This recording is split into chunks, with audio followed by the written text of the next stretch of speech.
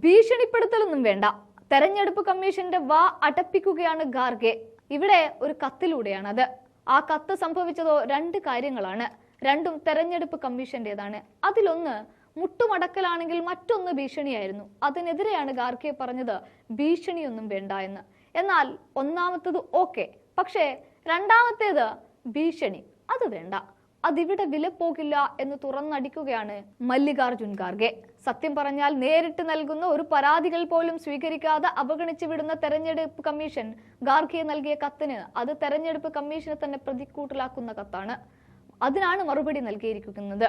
മോദി നടത്തിയ വിദ്വേഷ പ്രസംഗത്തെ കേട്ടില്ല എന്ന് പറഞ്ഞ് മോദിയെ രക്ഷിക്കാനായി എല്ലാം മറന്ന തെരഞ്ഞെടുപ്പ് കമ്മീഷൻ പക്ഷേ സഖ്യകക്ഷികളെല്ലാം ചേർന്നുകൊണ്ട് ഒരു കത്ത് ഖാർഗെ അയച്ചതോടെ അത് കണ്ടു എന്നറിയിക്കാനെങ്കിലും ഒരു റിപ്ലൈ കൊടുത്തത് ആശ്ചര്യജനകമായ കാര്യം തന്നെയാണ്.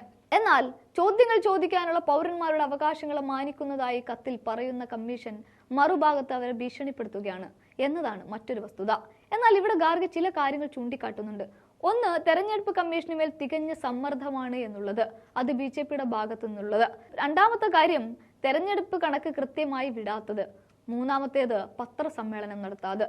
മുൻകാല തെരഞ്ഞെടുപ്പുകളിലൊക്കെ തന്നെയും തെരഞ്ഞെടുപ്പ് കമ്മീഷൻ ആർക്കു മുന്നിലും അടിയറവ് വെക്കാത്ത സ്വതന്ത്ര ഏജൻസിയായിരുന്നു. ഭരണ പ്രതിപക്ഷങ്ങളിലൊന്നും തന്നെ പക്ഷം പിടിച്ചിട്ടില്ല. കൃത്യമായ കണക്കുകൾ പുറത്തുവിട്ടത് ഒട്ടും കാലതാമസം നടത്താതെയാണ്. മാധ്യമ സ്വാതന്ത്ര്യത്തെ മാനിച്ചുകൊണ്ട് പത്രസമ്മേളനങ്ങൾ നടത്തിക്കൊണ്ട് രാജ്യത്തെ ജനാധിപത്യ വിശ്വാസികളോടൊപ്പം അവർക്ക് വേണ്ട വിവരങ്ങൾ കൈമാറുകയും ചെയ്തിരുന്നു തെരഞ്ഞെടുപ്പ് കമ്മീഷൻ.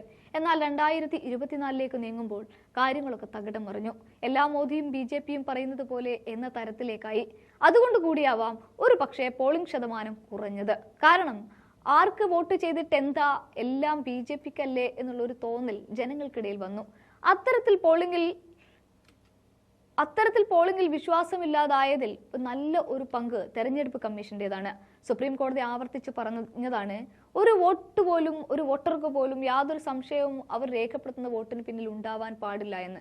പക്ഷേ 3 ഘട്ട തെരഞ്ഞെടുപ്പ് പൂർത്തിയായി പോളിംഗ് കണക്കുകൾ പുറത്തുവിട്ടതിൽ തന്നെ കൃത്യതയില്ലാതെ വന്നപ്പോൾ വീണ്ടും ജനങ്ങളുടെ ഉള്ളിൽ സംശയം ബാക്കിയാവുകയാണ്.